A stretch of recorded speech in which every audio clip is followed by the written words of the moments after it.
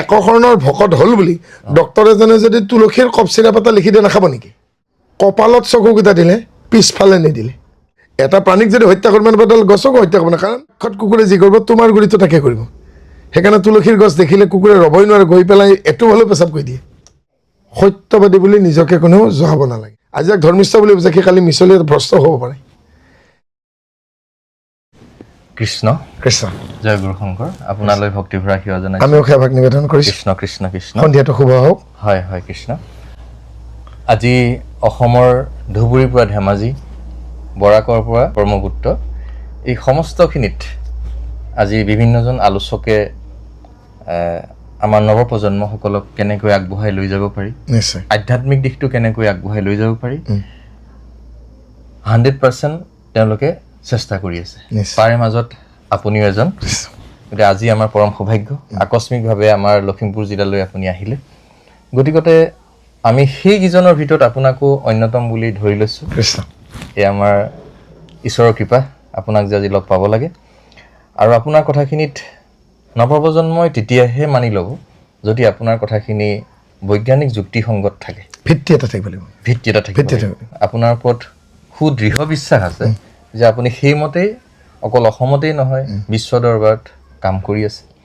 গতিকতে আজি আপোনাৰ নাম আজি এখেতসকলক কোৱাৰ কোনো প্ৰয়োজন নাই, যাৰ নামেই ব্ৰহ্ম, দীপক ব্ৰহ্ম, শ্ৰদ্ধাৰ দীপক ব্ৰহ্ম বাবক আমি চিনি নোপোৱা আজি ডেটত কোনোৱেই নাই। এতিয়া প্ৰথম কথা হ'ল দুই এটা আমাৰ সংশয়ো আছে। কেনেধৰণৰ বাৰু? যেনেকৈ ধৰি লওক, অকল মোৰ বুলিয়েই নহয়, ইয়াত আমাৰ বিভিন্ন ধৰণৰ প্ৰশ্ন আহি থাকে মাজে মাজে। সেই বিষয়বিলাকৰ ওপৰত আপোনাৰ কিছুমান নজনা কথা সুধিম আৰু আশা কৰিছোঁ আপুনি সেই কথাখিনি সুন্দৰকৈ আপুনি প্ৰকাশ কৰিব আৰু আমাৰ লগতে সমগ্ৰ আমাৰ যিখিনি ভিউৱাৰ্ছ তেওঁলোকে উপকৃত হ'ব। শুদ্ধ সত্য কথাখিনি ক'লে সদায় সকলোৱে ভালেই পায়। নিশ্চয়। আৰু আশা কৰিছোঁ সেই শুদ্ধ সত্য কথাখিনি বৈজ্ঞানিক যুক্তিসংগতভাৱে চাগে আপুনি নিশ্চয় দেখুৱাব, সেইটো আমাৰ দৃঢ় বিশ্বাস। এতিয়া প্ৰথম কথা হ'ল তুলসীৰ ওপৰত মানে মোৰ অলপমান জানিব ইচ্ছা আছে। যে তুলসী যে আমি কাতি বিহুত যে আগৰ বিহুত আমাৰ তুলসী বিষয়ে বন্তি চাকি জ্বলে, এইবিলাক নহয়নে বাৰু?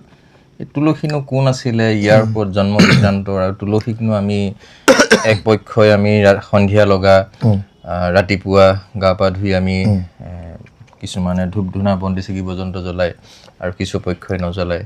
এই গোটেই বিষয়বিলাক আপুনি অকণমান আমাক তুলসীৰ যিটো কথাখিনি অকণমান অৱগত কৰকচোন। নিশ্চয়। এতিয়া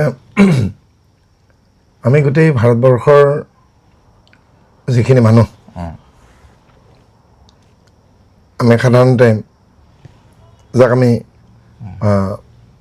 সনাতন হিন্দু ধৰ্মৰ মানুহ বুলি কোৱা হয়, আচলতে সনাতন বৈদিক সংস্কৃতিৰ মানুহ। আৰু এই সনাতন বৈদিক সংস্কৃতি যেতিয়া আৰম্ভ হৈছিল, আৰম্ভ হৈছিল কৃষিৰ পৰা, কৃষ্টিৰ পৰা। অৰ্থাৎ আমাৰ ভাৰতীয় যে সনাতন বৈদিক সংস্কৃতি, ইয়াৰ দুটা ধাৰা আছে। এটা হ'ল ঋষি সংস্কৃতি, এটা হ'ল কৃষি সংস্কৃতি। আচ্ছা আচ্ছা। পেৰেলিলি, অৰ্থাৎ সমান্তৰালভাৱে এটা শ্ৰেণীয়ে কৃষি কাৰ্যৰে জীৱন ধাৰাটো আগুৱাই লৈ গৈছিল, আৰু আন যিসকলে নিজৰ মেধা শক্তি উচিত ব্যৱহাৰ কৰিছিল, তেওঁলোকে বিদ্যা, শিক্ষা, বেদ, উপনিষদ, এই ধৰ্মীয় শাস্ত্ৰসমূহ ৰচনাৰে এই সনাতন সংস্কৃতিক আগুৱাই লৈ গৈছে। আৰু হাজাৰ হাজাৰ বছৰ আগতেই আমাৰ সেই ঋষি সংস্কৃতি আৰু কৃষি সংস্কৃতি ইমান উন্নত স্তৰ পাইছিল যে আজিৰ বিজ্ঞানে যাক প্ৰমাণ কৰিছে, সেই কথা আগতেই আমি বেদ উপনিষদত পুৰাণত পাওঁ। উদাহৰণস্বৰূপে বিষ্ণু পুৰাণত যিসকলে অধ্যয়ন কৰিছে গম পাব, বৃহস্পতিৰ পৰা শুক্ৰ গ্ৰহলৈকে, বুধ গ্ৰহৰ পৰা মংগল গ্ৰহলৈকে, মংগল গ্ৰহৰ পৰা সূৰ্যলৈ, পৃথিৱীৰ পৰা সূৰ্যলৈকে কিমান দূৰত্ব হ'ব আগতে দি থৈ দিছে। কম কথা নহয়, কিন্তু অমূলক নহয়। আজি যদি এই যে আমি ছলাৰ ইউক্লিপছ, মুন ইক্লিপছ, অৰ্থাৎ সূৰ্যগ্ৰহণ আৰু চন্দ্ৰগ্ৰহণ ইমানটা বজাৰ পৰা পূৰ্ণগ্ৰাস চন্দ্ৰগ্ৰহণ ইমানটা বজাৰ পৰা পূৰ্ণগ্ৰাস সূৰ্যগ্ৰহণ হ'ব হয় আজি জ্যোতিৰ্বিজ্ঞানীয়ে অংক কৰি যি অংক ওলাইছে সেই অংক কিন্তু জ্যোতিষৰ অংক আচ্ছা আচ্ছা সেয়া বৃহৎ সুৰাশাস্ত্ৰ বা যি জ্যোতিষশাস্ত্ৰ আছে এই জ্যোতিষশাস্ত্ৰ যে কাল নিৰ্ণয় প্ৰক্ৰিয়া সেই কাল নিৰ্ণয় প্ৰক্ৰিয়াৰ আগতে অহা 10 বছৰ পিছত কেতিয়া সূৰ্যগ্ৰহণ হ'ব চন্দ্ৰগ্ৰহণ সেয়াও উলিওৱাৰ ব্যৱস্থা আছে এতিয়া জ্যোতিষশাস্ত্ৰক কেৱল গণিত বিজ্ঞান বুলি বা কেৱল অন্ধবিশ্বাস বুলি ধৰি নলয় তাক জ্যোতিষ বিজ্ঞান বুলি আমি ভাবিব বাধ্য হ'লো নহয় বাস্তৱতে প্ৰমাণ হ'ল কাৰণ এতিয়া জ্যোতিৰ্বিজ্ঞান বুলি ইউনিভাৰ্চিটিত এটা বিজ্ঞান এষ্ট্ৰনমিকেল চায়েন্স ছাবজেক্ট দিছে ছাবজেক্ট আৰু এদিন হয়তো গৱেষণাত প্ৰমাণিত হ'ব আজি যেনেকৈ helicopter aeroplane jet plane satellite fuel ইন্ধন হ'লেহে উৰিব পাৰে হয় কিন্তু সেই যুগত হয়তো পেট্ৰল মবিল ডিজেল আৱিষ্কাৰ হোৱা নাছিল নাছিল কিন্তু সেই যুগতো বিমান আছিল অঁ বিমান আছিল আগৰ যুগতো অট্টালিকা বনাইছিল অঁ চিমেণ্টটো নাছিল হয় বাৰু চিমেণ্ট নাছিল ঠিকে আছে এতিয়াও যদি আমাৰ আহোম ৰজাসকলে তেওঁলোকৰ ছশ বছৰ ৰাজত্বকালৰ ভিতৰত বনোৱা তলাতল ঘৰ আৰু ৰংঘৰ চাওঁ তাত কিন্তু আজিৰ আধুনিক চিমেণ্ট নাই নাই নাই কি আছিল মাটিমাহ বৰা চাউল ৰাজহাঁহৰ ডিম মৰাপাত ইত্যাদি লগ লগাই কৰাল বনাইছিল কৰাল গতিকে সেই মিশ্ৰণটোৰ নাম আছিল কৰাল আচ্ছা তো কিমান ধুমুহা পাৰ হৈ গ'ল কিমান ডাঙৰ ডাঙৰ ভূমিকম্প হৈ গ'ল এতিয়াওতো তলাতল ঘৰ ৰংঘৰ কাৰেংঘৰ থিয় হৈ আছে তেনেকেই আছে থিয় হৈ আছে গতিকে সেয়া প্ৰাকৃতিকভাৱে বনোৱা চিমেণ্ট নহয় জানো ঠিক তেনেদৰে তুমি যিষাৰ কথা সুধিছা তুলসী তুলসী বুলি কোৱাৰ লগে লগে আমাৰ সনাতন বৈদিক সংস্কৃতিৰ মানুহৰ আন মানুহৰ কি হয় মই নাজানো হয় সনাতন হিন্দুসকল আমেৰিকাতেই থাকক ইংলেণ্ডতে থাকক আমি যেতিয়াই বিদেশলৈকে গৈছোঁ ইঠাইৰ পৰা সিঠাইলৈকে যাওঁতে কাৰোবাৰ পদূলিমুখত বা চোতালত বিল্ডিঙতে থাকক যদি এটা টাবত হ'লেও এডাল তুলসী গছ ৰোৱা আছে আমি গম পাওঁ সেই ঘৰ ভাৰতীয় আৰু হিন্দু মানুহ হিন্দু মানুহ হয় হয় মানে অৰিজিন ফ্ৰম ইণ্ডিয়া তেওঁ ভাৰতবৰ্ষৰ তেওঁৰ শিপাডাল আছে হয় তো একমাত্ৰ চিন যেনেকৈ মানে আমাৰ তুলসী গছজোপা সনাতন হিন্দুসকলে তুলসী নহ'লে চলিবই নোৱাৰে অঁ কাৰণ বৈদিক যুগত পৰা এতিয়ালৈকে যিসকল দ্বিজ যিসকল বিপ্ৰ যিসকল ব্ৰাহ্মণ তেওঁলোকে গায়ত্ৰী মন্ত্ৰ জপ কৰে পুৱা দুপৰীয়া গধূলি ৰাতিপুৱা ব্ৰহ্মাক দুপৰীয়া বিষ্ণুক গধূলি শিৱক কিন্তু ৰাতিপুৱা আৰু দুপৰীয়াৰ গায়ত্ৰী মন্ত্ৰ জপ কৰোঁতে তেওঁলোকক তুলসী লাগিবই অঁ শিৱ পূজাত হয়তো তুলসী নালাগিব পাৰে হয় হয় কিন্তু ব্ৰহ্মাৰ পূজাত আৰু বিষ্ণুৰ পূজাত তুলসী লাগিবই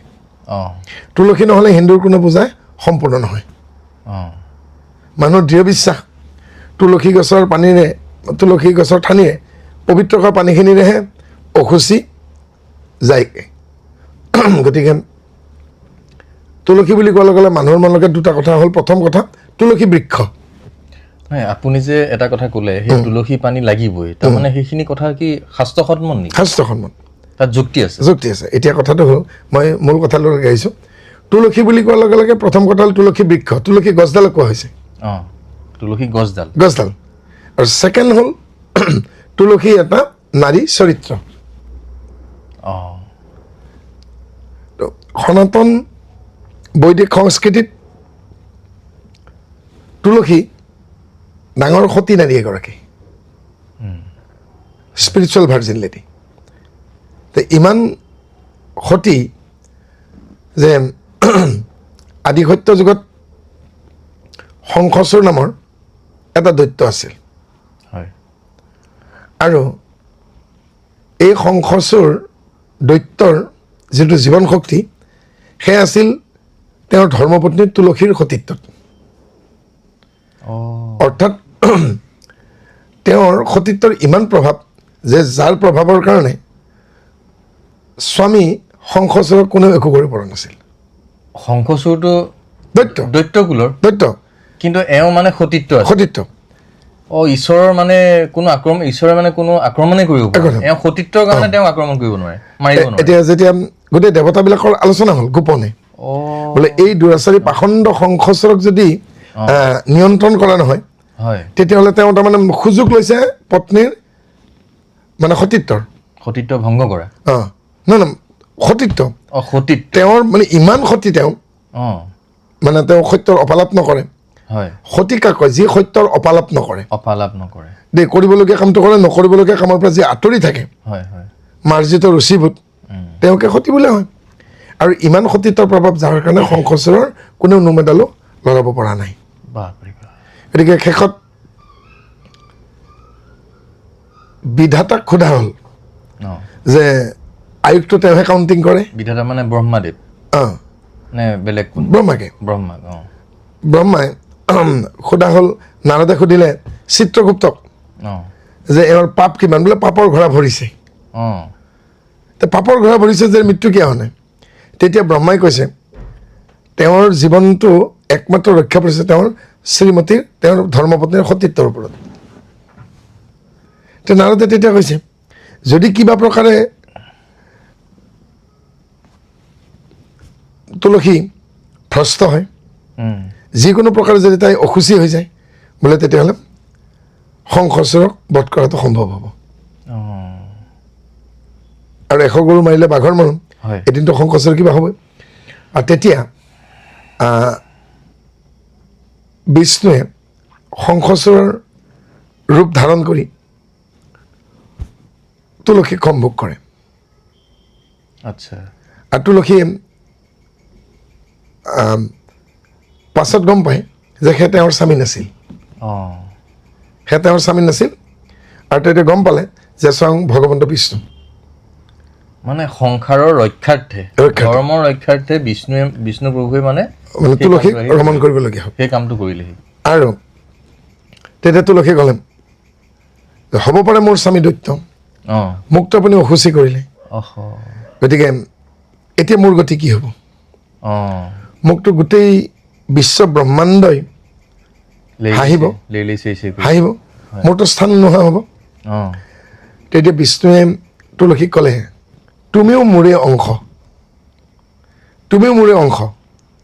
আৰু বিষ্ণুৱে বুজাই দিলে মানুহে যে ফুল তুলসী দি পূজা কৰে তেওঁ নিজৰ পৰা দিয়ে নেকি এইখন পৃথিৱীৰে ফুল তুলসী লৈ পেলাইতো মোক পূজা কৰে মোৰ বস্তুৰে মোক পূজা নকৰে জানো সকলোতো ঈশ্বৰৰ বস্তু তেতিয়া বিষ্ণুৱে ক'লে সেইজনেহে আচলতে আচল পূজাৰী যিজনে পৃথিৱীৰ ফুল নিচিঙাকে হৃদয়ৰ পৰা পুষ্প দি হৃদয় পুষ্পৰে মোক পূজা কৰে সেইজন আচল পূজাৰী তেতিয়া তুলসী কৈছেগে ফুল নচঙাকে ফুল কেনেকৈ দিব সেইপা কি ফুল আকৌ দুবৰি নিচিঙাকে দুবৰি দিবগে হয় নাই হয় সেইপা কি ফুল তুমি কোৱা সেইপা কি ফুল তেতিয়া কৈছে যে ইন্দ্ৰিয় দমন পঞ্চ কৰ্মেন্দ্ৰিয় পঞ্চ জ্ঞানেন্দ্ৰিয়ক নিয়ন্ত্ৰণ কৰাই প্ৰথম পুষ্প এবিধ দ্বিতীয় ফুল হ'ল হিংসা নিবাৰণ হিংসা কাৰ্যৰ পৰা আঁতৰি অহা ফুলতে পৰিল তৃতীয় হ'ল বসুধৈৱ কুটুম্বকম অৰ্থাৎ সমস্ত বিশ্বমানৰ সকলো পতিৰ প্ৰতি প্ৰেম ভাৱ প্ৰাণী দয়াময়ী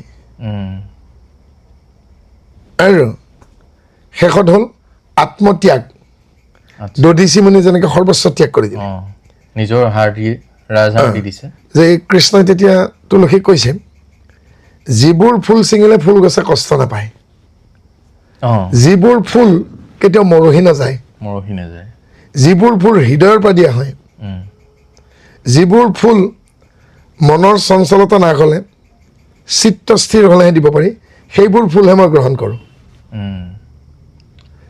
তেতিয়াহ'লে আমাৰ যে এই পূজাৰীসকল বা আমাৰ কিছুমান মানুহে যে ধৰি লওক জবা ফুল ছিঙি আনে নাৰ্জী ফুল ছিঙি আনে বা বগা কিবা ফুল ছিঙি আনি পেলাই যে দিয়ে যে তাৰমানে ঈশ্বৰে সেইখিনি গ্ৰহণ নকৰে নেকি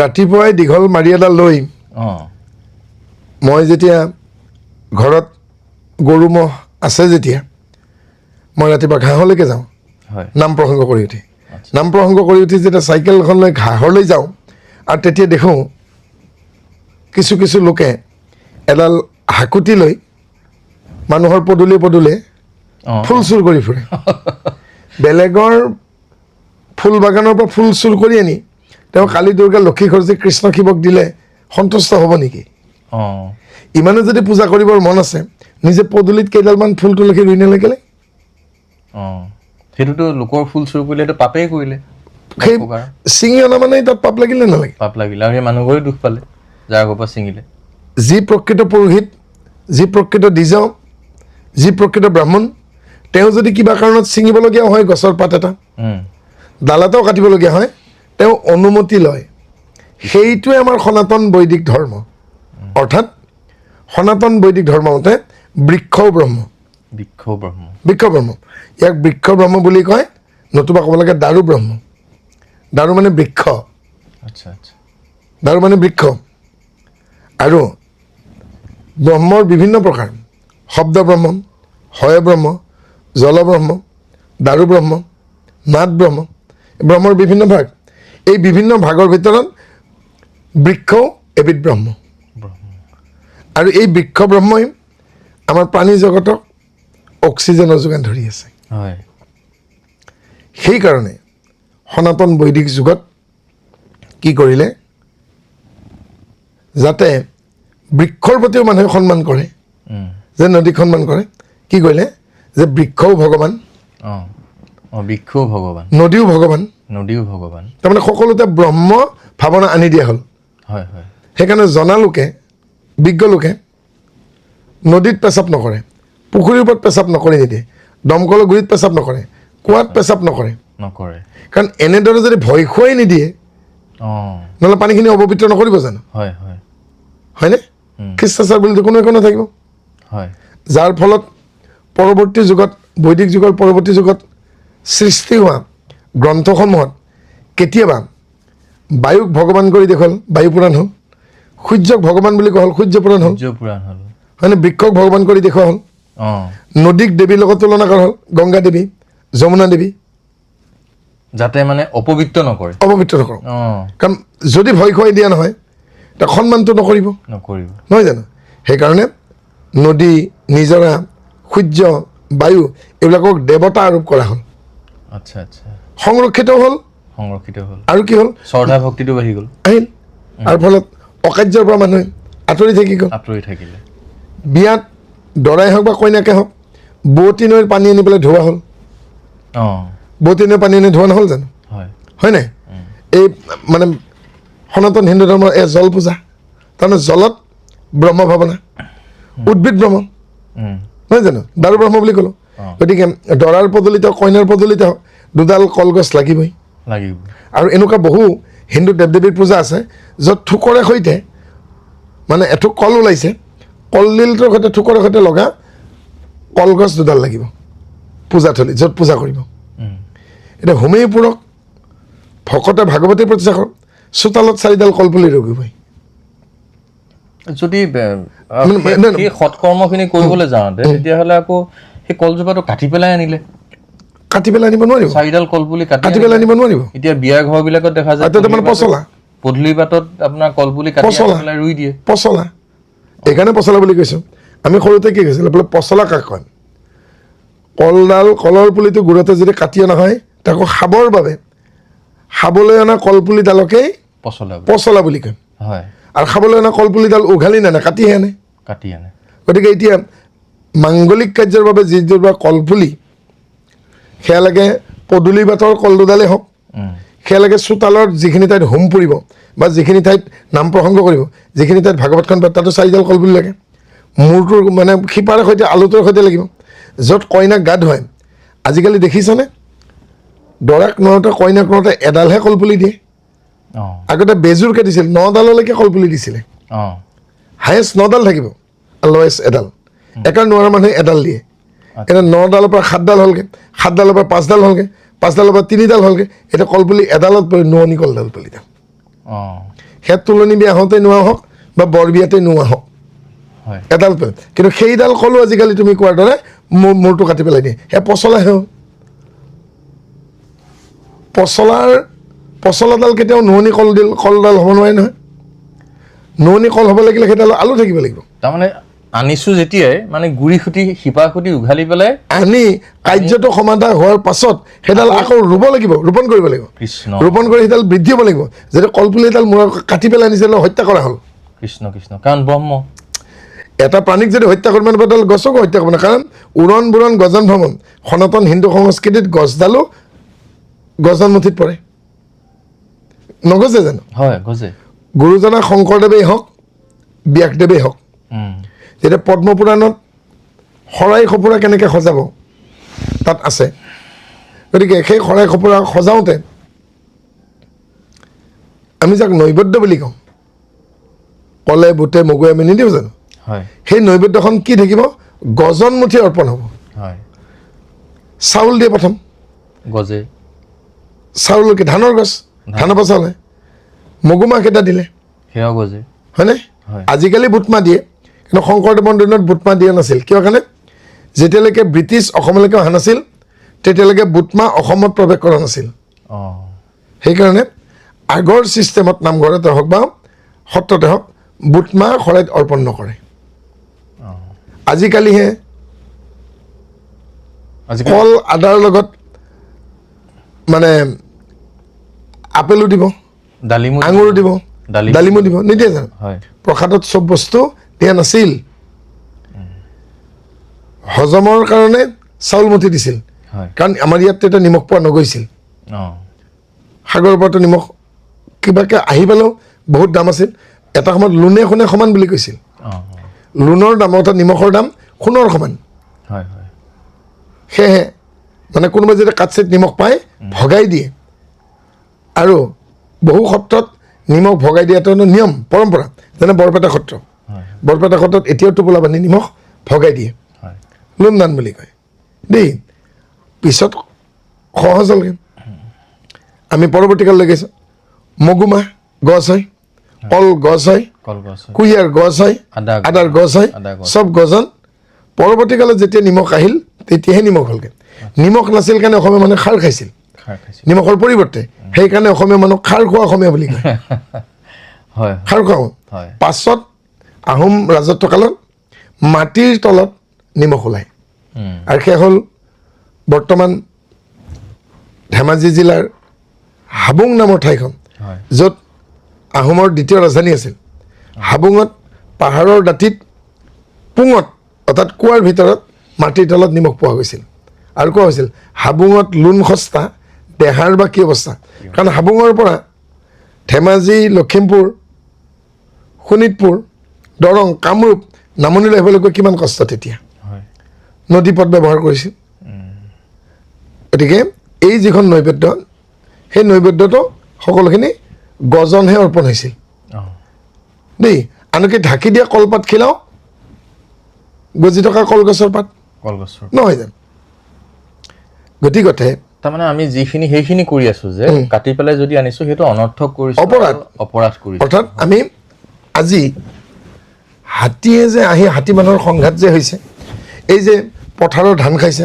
ঘৰ ভাঙি দিছে ইয়াৰ মূলতে আমি তেওঁলোকৰ ৰাজ্যত প্ৰৱেশ কৰিছোঁ হয় পাহাৰখন পৰ্বতখন জীৱ জন্তুৰ কাৰণে সৃষ্টি কৰিছিল ভগৱন্তই ভগৱান আমি যেতিয়া আমাৰ ঘৰ বান্ধিবৰ বাবে খৰিৰ বাবে ফল মূলৰ বাবে আমি পাহাৰত গ'লোঁ গৈ পেলাই গছ গছনি কাটি তহিলং কৰিলোঁ তহিলং কৰোঁতে কি হ'ল গছ গছনি যিমানে পাহাৰত কমি আহিছে পাহাৰে পানী ধৰি ৰাখিব নোৱাৰা হৈছে অঁ গছৰ শিপাই পানী ধৰি ৰাখে গতিকে পাহাৰৰ নিজৰা শুকাই গ'ল শুকাই গৈছে বাধ্যত পৰি পাহাৰৰ হাতী ভৈয়ামলৈকে নামি আহিল হাতী বাঘ বা সকলো বনৰ জীৱ জন্তুৱে তেওঁলোকে জানো মাটিৰ সীমা বুজি পায় নাপায় এতিয়া এজন মানুহৰ 100টা থাকিব পাৰে এবিঘা থাকিব পাৰে এপুৰা থাকিব পাৰে 10 বিঘা থাকিব পাৰে 1 হেক্টৰ থাকিব পাৰে কিন্তু তেওঁলোকতো মুক্ত এই বুলি যদি কওঁ এইখিনি মোৰ ম্যাদী মাটি মই বিক্ৰী নকৰোঁ নট ফৰ চেল বুলি চাইনবোৰ্ড এখন থাকিব হয় হয় এই বুলি যদি চাইনবোৰ্ড থাকে এইখিনি ভদ্ৰকান্ত দেৱশৰ্মাৰ মাটি ইয়াত হাতী বাঘ ভালুকৰ প্ৰৱেশ নিষেধ সেই চাইনবোৰ্ডখন হাতী বাঘে পঢ়িব পাৰে জানো নোৱাৰিব গতিকে ভদ্ৰকান্ত দেৱশৰ্মাৰ গোহালিৰ গৰু খাব পাৰে বাঘে ধৰি ভদ্ৰকান্ত দেৱশৰ্মাৰ ভঁৰালটো ভাঙি হাতীয়ে ধান খাব পাৰে। ধান খাব পাৰে। বনৰীয়া জীৱ জন্তুৱে জানো মানুহৰ সীমা চিনি পায়? নাপায় নাপায়। হাতীৰ দণ্ডি বুলি কোৱা হয়, এলিফেণ্ট কৰিডৰ। গতিকে হাতীৰ দণ্ডি কেতিয়াও নাপাহৰে। They never forget the corridor of the elephants. সেইকাৰণে নুমলীগড়ত বাৰে বাৰে ৱাল দিয়ে, বাৰে বাৰে ৱালখন ভাঙি দিয়ে, সেইটো তেওঁলোকৰ দণ্ডি। দণ্ডি। আজি সেই দণ্ডি পৰিত্যাগ কৰি তেওঁলোকে মানুহৰ পৰিসৰৰ মাজত সোমাই কিয় অত্যাচাৰ কৰে? আমাৰ কাৰণে। আমাৰ কাৰণে। গতিকে সেইকাৰণে বৃক্ষ যে ৰোপণ কৰিব লাগে, সেইকাৰণে কি কৈছে? একবৃক্ষ দশপুত্ৰ, এজোপা গছ ৰোৱা 10টা পুত্ৰৰ সমান। কৃষ্ণ কৃষ্ণ। কাৰণ আমি গছৰ পৰা কি পাইছোঁ? ঘাঁহ। বৃক্ষ জগত বুলি ক'লে খেৰেৰে আগতে ঘৰটো নবনাই জানো? হয়। চিলিংখন দিয়া কাঠ, পাৰ্লিঙৰ কাঠ, কেঞ্চি বেটামৰ কাঠ, সূতাৰ কাঠ, গোটেই গছডালে এটা এটা সূতা নহয় জানো? হয়। এখন পুৰণা ঘৰ, এটা পুৰণা নামঘৰৰ সূতা মানে সেয়া একোডাল গছ। বৰপেটা সত্ৰৰ, বৰদোৱা সত্ৰৰ এই নামঘৰৰ সূতাবিলাক তুলসী বৃক্ষ বুলি নকয় জানো? কয়। কয়নে? গতিকে এডাল এটা সূতা মানে এডাল এডাল গছ। কিমান গছ লাগিছিল? আমি সূতা কাৰণে আনিছোঁ। আমি যিখন দৰ্জা বনাইছোঁ কাঠৰ, এইখনো গছৰ পৰা হোৱা নাই জানো? হয়। গতিকে দাইলত ফোৰণ দিওঁতে দিয়া তেজপাত খিলাৰ পৰা বৰনামঘৰৰ সূতাটোলৈকে গোটেইখিনি গছৰ পৰা পাতিছোঁ। গছৰ পৰা পাতিছোঁ। আনকি বিভিন্ন বৃক্ষত লগা ফল আমি শৰাইখনত দিয়া, আনকি কলগছৰ পাতখিলাৰে ঢাকি দিছোঁ। হয়। আগতে বিয়া বাৰু ৰভা চালে কলৰ পাতেৰে দিছিল। কলপাতেৰে দিছিলে। তে সমস্ত বৃক্ষ জগতৰ লগত আমাৰ সনাতন বৈদিক সংস্কৃতিত বহুত সম্পৰ্ক আছে। আৰু সেই বিষ্ণুৱে যেতিয়া তুলসীক বুজাই দিলে যে তুমি বিধৱা নহয়, তোমাৰ স্বামীও মোৰেই অংশ। অংশ, তেওঁ আত্মাহে, মই পৰমাত্মা। এতিয়া আজিৰ পৰা ময়েই তোমাৰ স্বামী। কৃষ্ণ কৃষ্ণ। আৰু এই বুলি ক'লে এই জন্মত তোমাৰ আয়ুস শেষ হ'ব। আৰু তেতিয়া তুলসীয়ে ক'লে অহা জন্মত আৰু মানৱী তনু নধৰোঁ, আকৌ যদি আপুনি মোৰ লগত চলনা কৰে। তেতিয়া কৈছে মইতো আপোনাক এতিয়া হৃদয়ৰ ফুল ছিঙি দিব নোৱাৰিম, কাৰণ মোৰ মনত আপোনাৰ প্ৰতি বেলেগ ভাৱনা আহি গ'ল। যেতিয়া এজন ব্যক্তিৰ প্ৰতি তেওঁৰ সন্মুখৰ ব্যক্তি এজনৰ মনত শ্ৰদ্ধাৰ ভাৱ নাথাকে, নমস্কাৰ দিব পাৰিব জানো? নোৱাৰিব, নোৱাৰে। এতিয়া মই দীপক ব্ৰহ্মই তোমাক, মই কোনো প্ৰসন্নমণি বৰাক সেৱা কৰা নাই। সেৱা কৰা নাই। প্ৰসন্নমণি বৰা কোনো দীপক ব্ৰহ্মক সেৱা কৰা নাই। মই তোমাৰ আত্মাটোক সেৱা কৰিছোঁ, আৰু তুমি তোমাৰ মোৰ আত্মাটোক সেৱা কৰিছা। আৰু তুমি কৈছা মই নমস্কাৰ জনাইছোঁ, সেৱা জনাইছোঁ, মই সেই গ্ৰহণ কৰি ভগৱন্তৰ চৰণত অৰ্পণ কৰিছোঁ। কৃষ্ণ কৃষ্ণ। কাৰণ আমিতো আত্মাহে, আত্মাহে। গতিকতে তেতিয়া ক'লে যে যিহেতু আপোনাৰ প্ৰতি মোৰ শ্ৰদ্ধা কমি গ'ল, হ'ব পাৰে আপুনি জগতৰ হৰ্তা কৰ্তা বিধাতা, সেয়ে মই দ্বিতীয়বাৰ মানৱী তনু নধৰোঁ। আৰু কাৰণ হৃদয়ৰ সেই ফুল ছিঙি আপোনাক দিব পৰা মোৰ শক্তি নাই, মোৰ সেই ভাৱনা অহাই নাই। তেতিয়া বিষ্ণুৱে উপযাচি ক'লে অহা জন্মত তুমি তুলসী বৃক্ষ হ'বা। তেতিয়া মানে বৃক্ষত পৰিণত হোৱা নাই, মানৱীহে হৈ আছে। মানৱী হৈ আছিলে, পিছৰবাৰ তুলসী গছ। অহা জন্মত তুমি তুলসী বৃক্ষত পৰিণত হ'বা। পিছৰবাৰত হৈছে। আৰু তোমাৰ পাত নহ'লে, পত্ৰ পুষ্প নহ'লে মোৰ পূজাই নহ'বগৈ, মই অসম্পূৰ্ণ। আশীৰ্বাদ দিলে। আশীৰ্বাদ দিলে। আৰু তুমি সতী বুলি পেলাই পৃথিৱী বিখ্যাত হ'বা। আৰু তুলসীৰ লগতে কল্পতৰ মুক্তি বুলি কয়। গতিকে হ'ব পাৰে তোমাৰ দৈত্য, কিন্তু তোমাৰ লগতে তোমাৰ স্বামীৰ নামো দৈত্যলৈ যদি মোৰ হাততে বধ হ'ল, স্বামীৰ নামো প্ৰচাৰিত হ'ব। তুলসীৰ স্বামী কোন আছিল বুলি ক'লে শংখচূড়ৰ কথা ক'ব নহয় জানো? গতিকে নৰকাসুৰক বধ কৰা মানে আকৌ কৃষ্ণৰ কথা আহিয়ে যাব।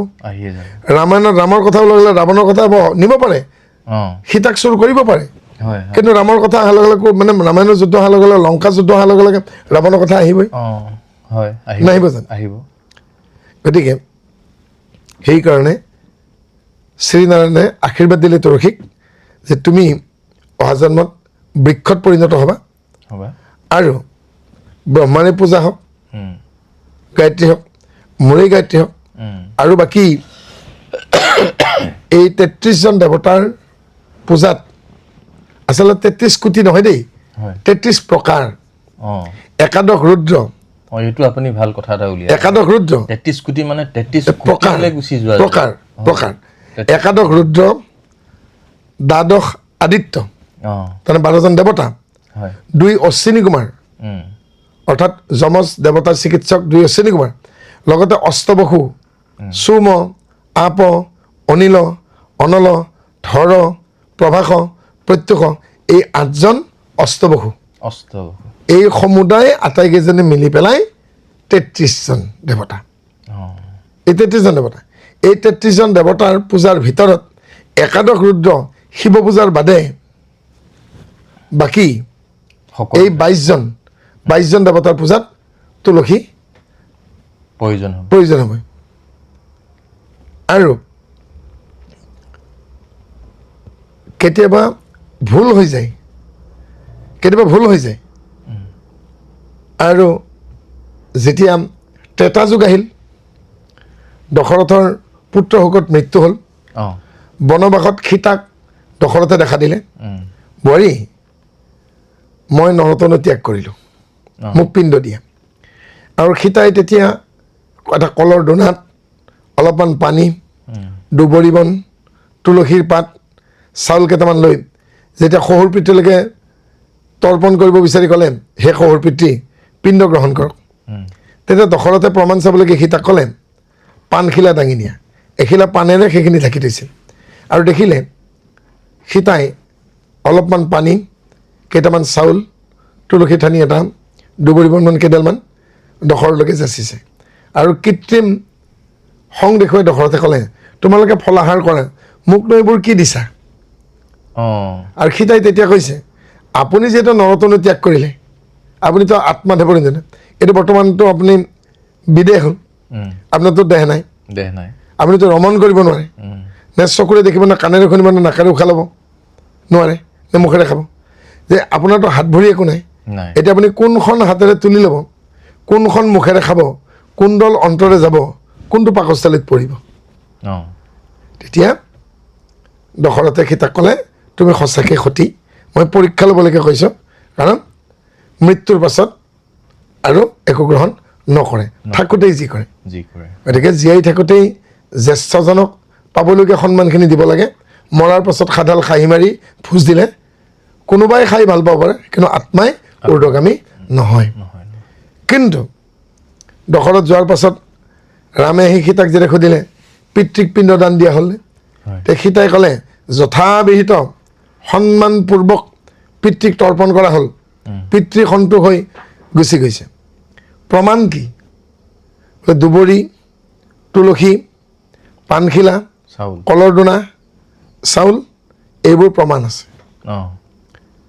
তেতিয়া দুবৰি বনক সুধিলে ৰামে, হে দুৰ্বাক্ষ, দুবৰি বনক সংস্কৃতত দুৰ্বাক্ষ বুলি কয়, হে দুৰ্বাক্ষ কোৱাচোন মোৰ ধৰ্মপত্নী সীতাই পিণ্ডদান দিলেনে? বোলে মোৰ জ্ঞাত নহয়। দুবৰি মিছা কথা ক'লে, আৰু সেইকাৰণে সীতাই অভিশাপ দিলে যে কুকুৰে দুবৰি বন দেখিলেই ঠেং দাঙি তোৰ মূৰত মুতিব। কৃষ্ণ, সীতাৰ অভিশাপ। আৰু সেইকাৰণে বেলেগ বন নহয়, দুবৰি বনতহে কুকুৰে মুতে। কৃষ্ণ। পাণখিলাক ক'লে যে কৰ্পূৰ তাম্বুল অৰ্পণ কৰিলে দেৱতাক পাণ লাগেই, পাণেৰে দৰাক বৰিও আনে। তেতিয়া পাণক ক'লে হে আৰোহী, পাণৰ আন নাম আৰোহী, বৃক্ষত আৰোহণ কৰে কাৰণে আৰোহী। ৰামচন্দ্ৰ প্ৰভুৱে সুধিছে সীতাই যে পিণ্ড দিলে তুমি জানানে? তেতিয়া কৈছে কি মোৰ অজ্ঞাত। কিয় মিছা কথা কৈ আছে? তেতিয়া কৈছে সীতাই অভিশাপ দিলে লাগিবা গছত ঠিকেই টানি টানি ছিঙিব নখ লগাই, আৰু তোমাৰ নাক কাণ শূৰ্পণখাৰ যেনেকৈ কাটিছিল লক্ষণে, শূৰ্পণখাৰ নাক কাণ কাটিটো তোমাৰ নাক কাণ নকটাকে মানুহে তোমাৰ ভক্ষণো নকৰিব আৰু পূজাটো নলগাব।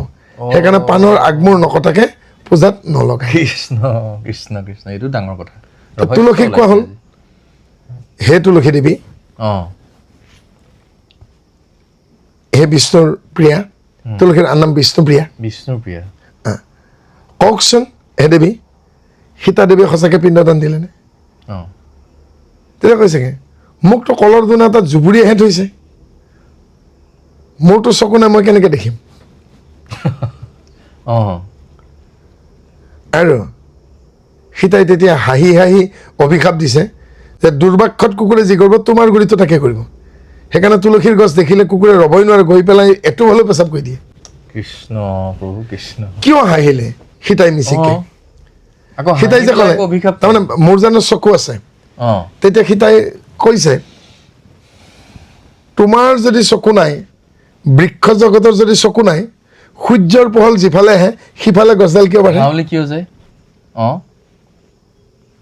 বেলেগ নাই মই বিজ্ঞানসন্মত কথা ভাবিছোঁ অঁ লাও কোমোৰা হয়। জিকা ভোল এইবিলাকৰ লতিডাল আৰু শিমুল আৰোহণ কৰে হয় এওঁলোকৰ এডাল এণ্টেনা নাথাকেনে সৰু নাথাকে থাকে সৰু সৰু এডাল যেতিয়া জেং পুতি দিয়ে মানে হেদালিখনত দিয়ে অঁ যিফালে জেং থাকে সি ধৰি নলয়নে ধুনীয়াকৈ অকণমান আঁতৰত থাকিলেও সি নিজে সেই পোনাই পোনাই গৈ গৈ গৈ গৈ লাষ্টত জেংডাল যদি জেংডাল অলপ দীঘলত আছে শুংডাল বেছি দীঘললৈকে এণ্টেনাডাল আগবাঢ়ি যাব অঁ তাৰপিছত যদি তাৰ চকুৱে নাই দেখাই নাপায় চেঞ্জেই নাই কেনেকৈ হ'ব সীতাই কৈছে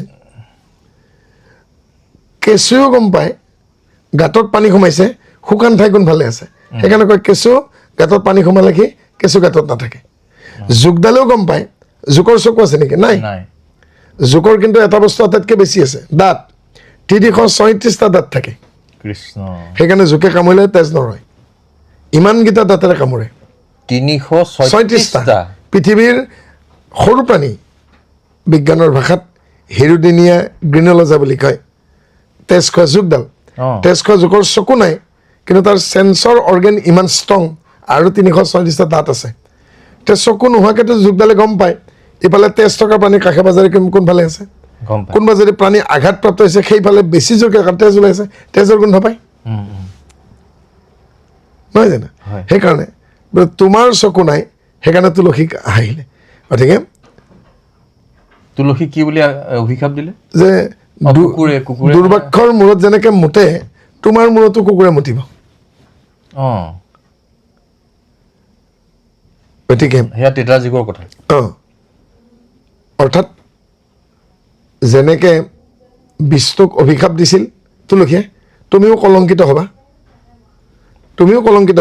ঐ তেতিয়া সেই কামটো কৰোঁতে তুলসী অভিশাপ দিছিলে অভিশাপ দিছে অঁ যে তুমিও কলংকিত হ'বা অঁ জগতৰ কল্যাণৰ কাৰণে মোৰ স্বামীক বধ কৰিলা অঁ মোৰ স্বামীক বধ কৰিবৰ কাৰণে তুমি মোৰ সতীত্ব হৰণ কৰিলা কৰিলে হয়নে কিন্তু গতিকে তুমিও কলংকিত হ'বা অঁ সেয়া ক'ত প্ৰমাণ হ'লগৈ কলংকিতটো বিষ্ণুক মানে বেলেগৰ পত্নীক ৰমণ কৰে বুলি কলংকিত নহ'ল জানো বিষ্ণু সেই কলংকিতটো হৈ গ'ল হৈ গ'ল গতিকে কিন্তু নিজে জানো পাৰিলে তে সীতাৰ সন্মুখত তুলসীয়েও জানো মিছা কথা নক'লে হয় নাই গতিকে এইখন পৃথিৱীত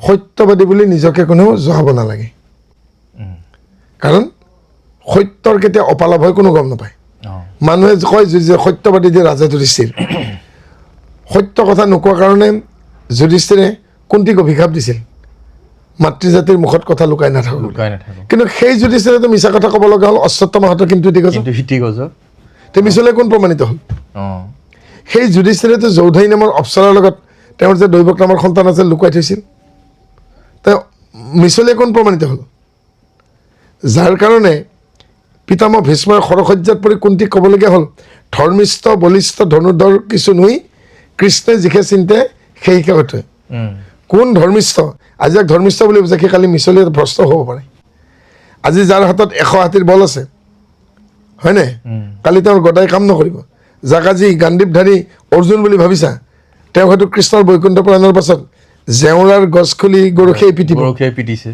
হয় হয় হয়নে সেয়া শুনিবলৈ গতিকে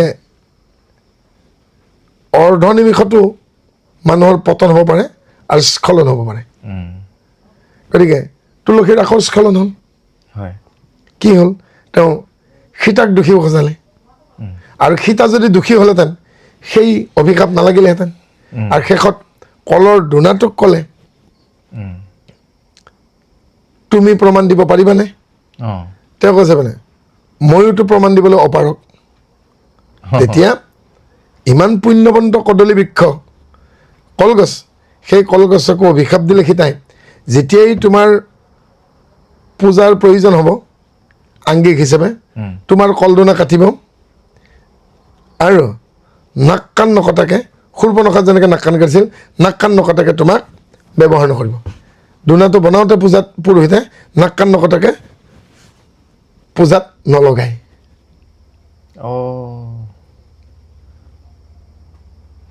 গতিকে সীতাৰ অভিশাপ নালাগিল নে সীতা সতীত্বৰ কাৰণেই লাগিল নহয় জানো গতিকে সীতাই বাৰে বাৰে প্ৰমাণ দিব লগা হৈছে শেষত বনবাসৰ পৰা ঘূৰি অহাৰ পাছত অগ্নিত পৰীক্ষা দিবলগীয়া হৈছে হয়নে অগ্নিত পৰীক্ষা কৰি আনিলে সীতাকক ব্ৰহ্মাদেৱে স্তুতি বাণী বুলিলে তোমাক তাৰপিছত আকৌ ৰাজ্যবাসীৰ কাৰণে তথাপিতো তেওঁ গতিকে এনেদৰে এৰি দিবলগীয়া হৈছে সতীত্বৰ কাৰণে কেতিয়াবা সীতাই কেতিয়াবা তুলসীয়ে পৰীক্ষা দিবলগীয়া কিন্তু সনাতন বৈদিক পৰম্পৰাত যিহেতু বৃক্ষও ব্ৰহ্ম হয় সেয়েহে আজি সনাতন হিন্দু প্ৰতি ঘৰৰ পদূলি পদূলিয়ে আজি তুলসীৰ আদৰণি এতিয়া মূল কথাটোলৈকে আহোঁ অইন সময়ত নহ'লেও বছৰৰ বহাগ জেঠ আষাৰ শাওণ ভাদ আহিন কাতি বছৰৰ সপ্তম মাহ কাতি মাহ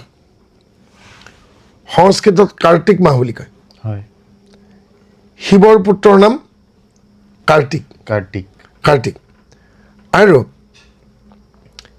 কাতি মাহটো ২৭টা নক্ষত্ৰৰ ৩ নম্বৰ মাহ কৃতিকাৰ পৰা হৈছে ২৭টা নক্ষত্ৰৰ ভিতৰত অশ্বিনী ভৰণী কৃতিকা প্ৰথম অশ্বিনী দ্বিতীয় ভৰণী তৃতীয় কৃতিকা অধিপতি অগ্নি আৰু ছাগলী কৃতিকা নক্ষত্ৰৰ অধিপতি ছাগলী আৰু অগ্নি অৰ্থাৎ ছাগলীৰ জিভাত অগ্নি থাকে আৰু কৃতিকাৰ অধিপতি অগ্নি সেইকাৰণে ছাগলীয়ে খালে বস্তু নেবাচে ছাগলীয়ে খালে নেবাচে দেই আৰু এই কৃতিকা নক্ষত্ৰৰ সময়খিনি কাতি মাহত পথাৰত পানী কম থাকে আৰু সেইখিনি সময়ত যদি পানীৰ যোগান ধৰা নহয় ধানবোৰ পতান হৈ যাব সেইকাৰণে ডাকৰ বচনত কৈছে আহিন কাতিত ৰাখিবা পানী ৰজাই যেনেকৈ ৰাখে ৰাণীক যেনেকৈ নিৰাপত্তা সহিতে ৰজাই ৰাখে তেনেদৰে যদি ৰাণীক ৰখা দি পথাৰত ধানৰ গুড়ত পানী নাথাকে কাতি মাহত তেতিয়াহ'লে ধান কিন্তু পতানত পৰিণত হয় আৰু এই কাৰ্তিক মাহটোকেই অসমীয়াত কাতি মাহ বুলি কয় যেতিয়া সূৰ্যৰ প্ৰচণ্ড তাপ সৃষ্টি হ'ল পত্নীয়ে সেই তাপ গ্ৰহণ কৰিব নোৱাৰা হ'ল বিষ্ণুৱে 12 টুকুৰকৈ সূৰ্যক কাটি দিলে সুদৰ্শন চক্ৰৰে আৰু কাটি দিয়াৰ পাছত 12 টুকুৰা হোৱা সূৰ্যৰ তাপ কোনে গ্ৰহণ কৰিব আৰু চন্দ্ৰৰ পত্নী ২৭ গৰাকী অশ্বিনী ভৰণী কৃতিকা ৰোহিণী আদ্ৰা মৃগশিৰাৰ পৰা পূৰ্ব ভাদ্ৰপদ ৰেৱতীলৈকে এই ২৭ গৰাকী দক্ষ প্ৰজাপতিৰ জীয়েক ডাঙৰ জীয়েকৰ নাম সতী শিৱই বিয়া কৰিছে এই ২৭জনী পত্নীৰ ভিতৰত ৪ নম্বৰ পত্নী ৰোহিণী দেৱীক চন্দ্ৰই খুব ভাল পাইছিল নম্ৰ আছিল ভদ্ৰ আছিল সময়ানুৱৰ্তিতা নিয়মানুৱৰ্তিতা সহ্য ধৈৰ্য সহনশীলতা আত্মীয়তা পৰোপকাৰ বিচাৰ বিচক্ষণতা এই গুণবোৰৰ বাবে চন্দ্ৰই নিশাপতি চন্দ্ৰই ৰোহিণীক খুব প্ৰেম কৰে আৰু কেনেকৈ বাকীবিলাকে পুতক ল'ব পাৰে চাই আছে আৰু এদিনাখন চন্দ্ৰৰ কোনো এটা কথাত গুৰু বৃহস্পতিৰ লগত উখনা-উখনি লাগিল আৰু বৃহস্পতিয়ে চন্দ্ৰক ভ্ৰষ্ট হ'বলৈ অভিশাপ দিলে আৰু চন্দ্ৰই ক্ৰোধান্বিত হৈ গুৰুপত্নীক অপহৰণ কৰে গুৰুপত্নী বৃহস্পতিৰ নাম হ'ল তাৰা দেৱী তাৰা দেৱীৰ ঔৰসত মানে গৰ্ভত চন্দ্ৰৰ ঔৰসত বুধৰ জন্ম হয় পত্নী এৰি উপপত্নী ভজা বাবে শহুৰ দক্ষই চন্দ্ৰক ক্ষয় ৰোগ হ'বলৈ অভিশাপ দিয়ে, যক্ষ্মা ৰোগ হ'বলৈ। স্বামীৰ মৃত্যু হ'ব বুলি ভাবি ভয় কৰি ৰোহিণীতকৈ ডাঙৰ 3জনী বাইদেউ, অশ্বিনী ভৰণী কৃতিকা আৰু ৰোহিণীতকৈ সৰু 23জনী ভনীয়েক শতবিঘা, পূৰ্ব ভাদ্ৰপদ, উত্তৰ ভাদ্ৰপদ, মঘা, মৃগশিৰা, ধনিষ্ঠা, ৰেৱতী, ৰোহিণী, আমাৰ এই অনুৰাধা, উত্তৰ ভাদ্ৰপদ, এনেকৈ 23জনীয়ে ভনী, 3জনী বাইদেউ, সমুদায় 26জনী স্বামী চন্দ্ৰক এৰি পিতৃ মাতৃ গৃহত গুচি গ'ল। কিন্তু চন্দ্ৰ জৰাগ্ৰস্ত হোৱাৰ পাছতো, যক্ষা ৰোগগ্ৰস্ত হোৱাৰ পাছতো ৰোহিণীয়ে কিন্তু স্বামী সেৱা এৰা নাছিল।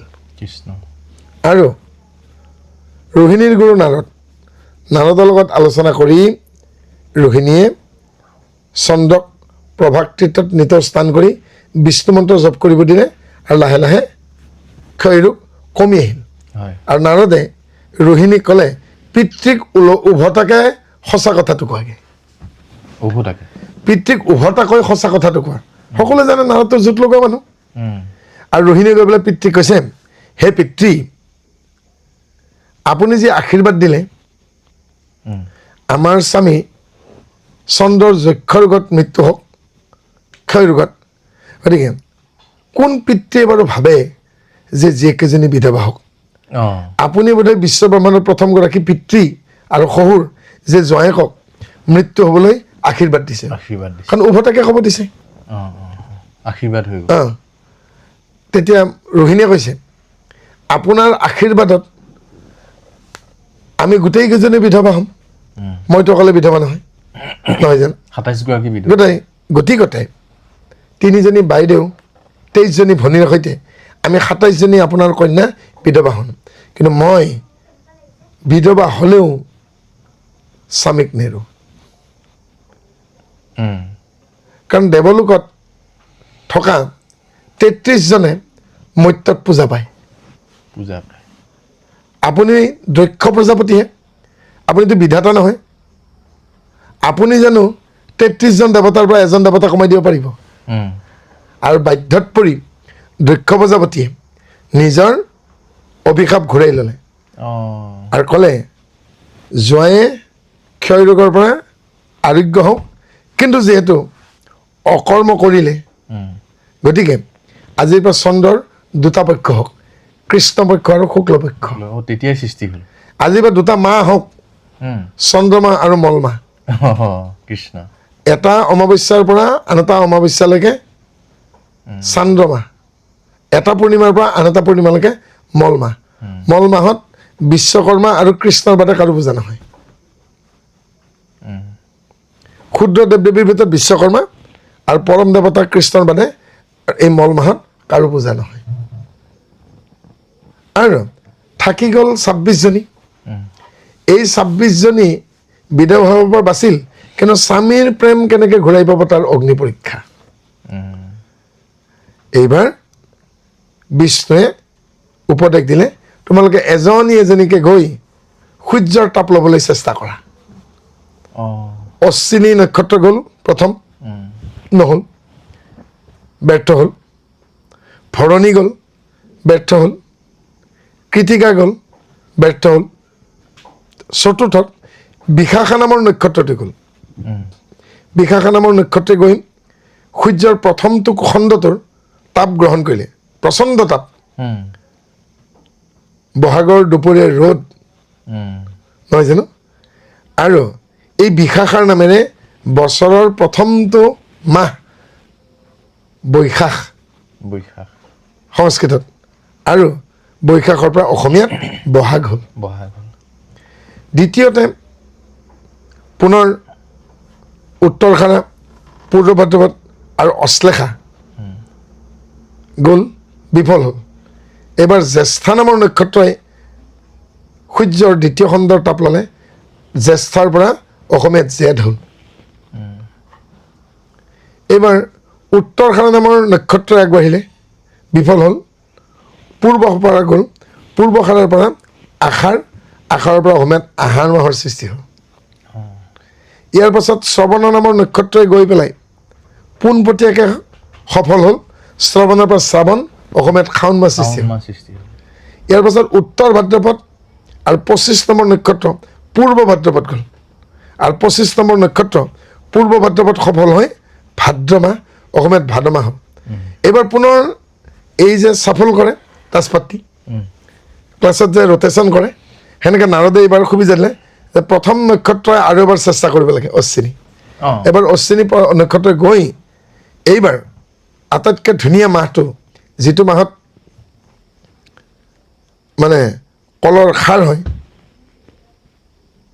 কাতি মাহ নহয় জানো নোৱাৰিলে অশ্বিনী আকৌ এবাৰ চেষ্টা কৰিব দিয়াতে আপুনি যে মই স্বামীৰ প্ৰেম কিয় নাপাম এই বুলি চেষ্টা কৰিব দিওঁতে অশ্বিনী সফল হ'ল আৰু তাৰ পৰা অশ্বিনীৰ পৰা আশ্বিনৰ পৰা আহিন মাহৰ সৃষ্টি হ'ল এইবাৰ ভৰণীক ক'লে তুমি আৰু এবাৰ ট্ৰায়েল দিয়া আকৌ ছেকেণ্ড চান্স পায় ছেকেণ্ড চান্সতো ভৰণীয়ে ব্যৰ্থ হ'ল কৃতিকা ক'লে তোমাৰ লাষ্ট চান্স আৰু কৃতিকাই নিজৰ অধিপতি অগ্নি দেৱতাক স্মৰণ কৰিলে হে অগ্নি পৃথিৱীত তুমি অগ্নি হুতাসুন অনল দহক পাৱক অন্তৰিক্ষত তুমি সূৰ্য আৰু মধ্যত তুমি বিদ্যুৎ ভগৱন্তৰ এই বিভূতি এই তিনি বিভূতিয়ে মোৰ গুৰু হে সূৰ্য দেৱতা হে বিদ্যুৎ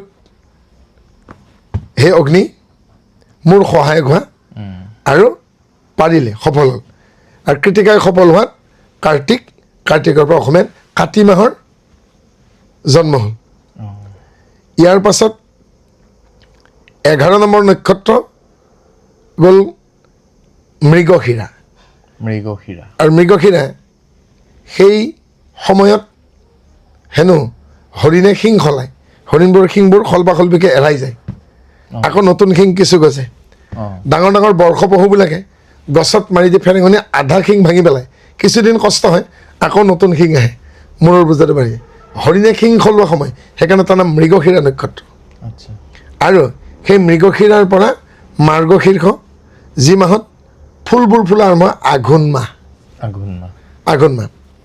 ইয়াৰ পাছত পুষ্যা নক্ষত্ৰ আগবাঢ়ি যায় পুষ্যাৰ পৰা পৌষ তাৰ পৰা পুহ মাহ ইয়াৰ পাছত উত্তৰ ফাল্গুনী আৰু পূৰ্ব ফাল্গুনী আগবাঢ়ি যায় উত্তৰ ফাল্গুনী ব্যৰ্থ হয় পূৰ্ব ফাল্গুনীৰ পৰা ফাল্গুনৰ পৰা ফাগুন মাহ হ'ল শেষত চিত্ৰ নক্ষত্ৰ অগ্ৰসৰ হয় আৰু একেবাৰতে সফল হয় চিত্ৰাৰ পৰা চ'ত মাহ এনেদৰে বিশাখাৰ পৰা বহাগ জ্যেষ্ঠাৰ পৰা জেঠ মাহ শ্ৰৱণৰ পৰা শাওণ পূৰ্বষাৰৰ পৰা আহাৰ পূৰ্ব ভাদ্ৰপদৰ পৰা ভাদ মাহ অশ্বিনীৰ পৰা আহিন কৃতিকা নক্ষত্ৰ কাৰ্তিক মৃগশিৰা 11 নম্বৰ নক্ষত্ৰ তাৰ পৰা আঘোণ পুষ্যাৰ পৰা পুহ পূৰ্ব ফাল্গুনীৰ পৰা ফাগুন চিত্ৰাৰ পৰা চ'ত অসমীয়াত 12টা বা সংস্কৃতত এই 12 মাহৰ সৃষ্টি হৈছে সেই কৃতিকা নক্ষত্ৰৰ পৰা কাৰ্তিক হ'ল আৰু সেই কাৰ্তিক মাহতে যিহেতু এই কাতি মাহত পানীৰ প্ৰয়োজন খেতি পথাৰত আকাশবন্তি জ্বলায় আৰু গৃহত এই মাহতেই এডাল তুলসী পদূলিত ৰৈ মানুহে জল অৰ্পণ কৰে জল মানে নাৰায়ণ পানী এই কাতি মাহতেই শংখচূড় বধ হৈছিল আৰু তুলসী হেনো বিধৱা হৈছিল আৰু বৰ মনোকষ্ট পাইছিল আৰু সেয়েহে তুলসীৰ মূৰত নাৰায়ণ ৰূপে জল দি তুলসীক সান্তনা দিয়া হয় আনহাতে তুলসী ঘৰত থাকিলে ভাল ই 100% আমাক অক্সিজেনৰ যোগান দিয়ে আৰু অক্সিজেন যথেষ্টখিনি সতেজতা নিদিয়ে ঔষধি গুণৰ অধিকাৰী বায়ুৰ দুখ নাশ কৰে যিসকল লোকৰ ভকেল কৰ্ড বহি গৈছে লেৰিংছৰ প্ৰব্লেমছ আছে লজেন্সৰ প্ৰব্লেম আছে চিজোফেনিয়া আছে কনজাংটিভাইটিছ আছে মেনিনজাইটিছ আছে লেৰিনজাইটিছ ইত্যাদি বেমাৰ আছে ফেৰিনজাইটিছ আছে এই লেলাৱতী গ্ৰন্থিৰ গণ্ডগোল আছে টনচিলৰ প্ৰব্লেম আছে তেওঁলোকৰ কাৰণে তুলসী পাতৰ ৰস খুব ভাল। আজিৰ তাৰিখত আয়ুৰ্বেদিক মই উদ্যোগবোৰক ধন্যবাদ দিছোঁ।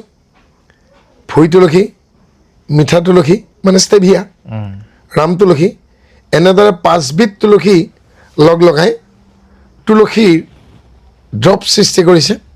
আৰু সেই তুলসী সেৱন কৰিলে চিকিৎসকৰ নীতি অনুসৰি, বিধি অনুসৰি যদি সেই তুলসীৰ ৰস গ্ৰহণ কৰা হয়, তেতিয়াহ'লে কণ্ঠনালীয়, কণ্ঠ সম্বন্ধীয়, তালু সম্বন্ধীয়, ENT সম্বন্ধীয়, কনজাংটিভাইটিছ, লেৰিনজাইটিছ, ফেৰিংজাইটিছ, মেনিজাইটিছ, ভকেল কৰ্ডৰ ডিফৰ্মিটিছ বহুতখিনিৰ পৰা সকাহ পাব।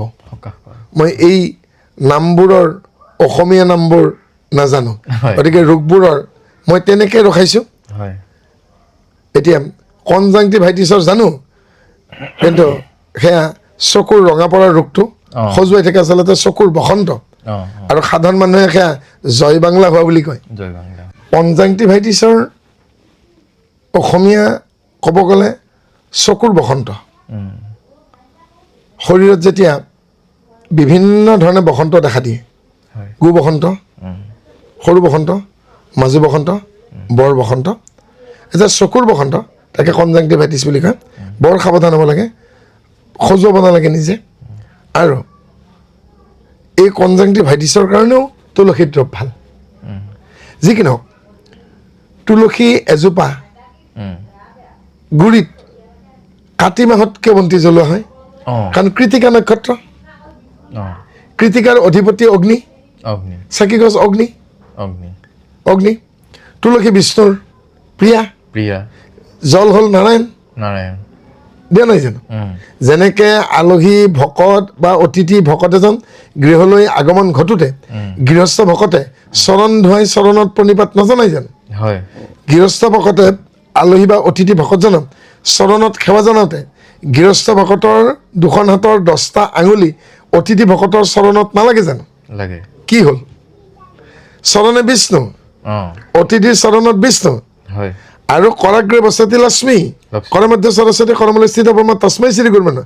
অৰ্থাৎ গৃহস্থ ভকতৰ লক্ষ্মী অংগটোৱে অতিথি ভকতৰ বিষ্ণু অংগত স্পৰ্শ হৈছে। বিষ্ণু লক্ষ্মীৰ মিলন হোৱা নাই জানো? গতিকে তুলসী নামৰ বিষ্ণুপ্ৰিয়াক স্বয়ং বিষ্ণু জলৰূপ হৈ পেলাই স্পৰ্শ কৰাইছোঁ। তুলসী স্নান কৰিলে পানী দিওঁতে, নহয় জানো? আকৌ শংকৰদেৱে ক'ত কৈছে যে গছৰ গুৰিত পানী দিব? মাধৱদেৱে কোৱা নাই জানো? কৈছে। মূলত নেদে যদি পত্ৰ পুষ্প দেয়, কদাচিত তাৰ পত্ৰ পুষ্প তৃপ্তি নলভ হয়, হয়নে? আৰু যেতিয়া মূলত দিব, সমগ্ৰ বৃক্ষজোপাই তৃপ্তি লাভ নকৰে জানো? গতিকে তুলসী গছজোপাক এই গুৰত বন্তি জ্বলাই, কাৰণ কৃতিকা নক্ষত্ৰৰ পৰাই কাৰ্তিক মাহৰ সৃষ্টি হৈছে, কাতি মাহ, নহয় জানো? গতিকে কৃতিকাৰ অধিপতি কোন? অগ্নি। সেইকাৰণে চাকি গছ দিয়া হয়। চাকি গছ অগ্নিৰ প্ৰতীক, অগ্নিৰ প্ৰতীক। আকৌ তুলসী গছজোপাক যাতে পোক পতংগই নষ্ট নকৰক, তুলসী গছডাল আক্ৰমণ কৰিব অহা শত্ৰু অগ্নি জ্বলি পৰি মৰিব, নমৰিব জানো? গতিকে ইয়াৰ বিজ্ঞানসন্মত ভিত্তিও আছে, শাস্ত্ৰসন্মত ভিত্তিও আছে। যেনেকৈ আমি আহিন কাতি মাহত আকাশ বন্তি দিওঁ, পথাৰত আকাশ বন্তি দিলে কি হ'বগৈ? চগা সদায় অগ্নিৰ প্ৰতি উজ্জ্বল প্ৰতি আকৰ্ষিত হয়, পোক পতংগখিনি তাতে পৰি পেলাই মৰিব, খেতিটো বাচিব, নহয় জানো? গতিকে সনাতন হিন্দু সংস্কৃতিত কেতিয়াবা যদি কিবা নাপায় বুলি কৈছে তাৰো কাৰণ আছে, পায় বুলি যদি কৈছে তাৰো কাৰণ আছে। এতিয়া মোৰ ডাঙৰ প্ৰশ্ন হৈ গ'ল, এতিয়া যিখিনি কথা শুনিলোঁ, তাৰমানে কোনোবা এটা পক্ষ, ধৰ্মৰ কোনোবা এভাগ পক্ষই তুলসী গছজোপাৰ পদূলি বাটত দুৱাৰ মুখত দেখিলেও মানে লেই চেই কৰে, বন্তি চাকি লগোৱাটো দূৰৰে কথা। এতিয়া আপোনাৰ যিখিনি কথা শুনিলোঁ সেইখিনি ভাল লাগিলে, যুক্তিসংগতভাৱে আপুনি কথাখিনি দেখুৱালে। কিন্তু এক শৰণ আৰু গুৰুজন, মানে গুৰুজনৰ, শ্ৰীমন্ত শংকৰদেৱ গুৰুজনৰ যি এক শৰণৰ যিটো উদ্দেশ্য, আমাৰ গুণমালা, গুৰুগৃহৰ গুণমালা ভাগত আমি এগছি বন্তি চাকি লগোৱা কথা হৈছে, কোৱা হৈছে, আকৌ তুলসী বন্তি চাকি গছ লগোৱা কোৱা হৈছে। মোক খেলি মেলি লাগিছে মানে কথাটোৰ ওপৰত। এই বিষয়টো যে মানে মই দমোজাত পৰি গৈছোঁ। নামঘৰত এগছেই বন্তি, হয়, নামঘৰত এগছেই বন্তি অঁ নহয় জানো হয় তুলসী গুৰটোতে লগাব দিয়া নাই নহয় চাকি গছ অঁ আমি জানো ধানৰ গুৰত চাকি দিওঁ অঁ আকাশ বন্তিহে দিওঁ আকাশবন্তি আকাশ বন্তি দিওঁতে ধান খাবলৈকে অহা অপকাৰ কৰিবলগীয়া পোক পতংগখিনি মৰা নাই জানো অঁ নহয় জানো অঁ গতিকে পৰিৱেশটো শুদ্ধ কৰাৰ কাৰণে বতাহখিনি সতেজ হোৱাৰ কাৰণে তুলসী গছডাল ৰোৱা হ'ল ৰোৱা হ'ল নামঘৰৰ পদূলিতে আমি ৰাখিলোঁ ঔষধি গুণ হিচাপে আমি ৰাখিলোঁ ৰোৱা হ'ল বাৰু একশৰণৰ ভকত হ'ল বুলি ডক্তৰ এজনে যদি তুলসীৰ কফ চিৰাপ এটা লিখি দিয়ে নাখাব নেকি খাব খাব আমাৰ যিবোৰ এতিয়া কফ চিৰাপ আছে এই কফ চিৰাপবিলাকত মই নামবোৰ নকওঁ কাৰণ কোম্পানীৰ এডভাৰটাইজ হৈ যাব হয় হয় হয় নাই পেটেণ্ট ঔষধ নহ'ব পাৰে এই এল'পেথিক আয়ুৰ্বেদিক কফ চিৰাপবিলাকত 28% পৰা 52%লৈকে এলকহল আছে নহয় জানো হয় তেতিয়াহ'লে এলকহল মানেতো বৰ্জনীয় বৰ্জন এলকহল থকা কফ চিৰাপটো ভকতে নাখাব নেকি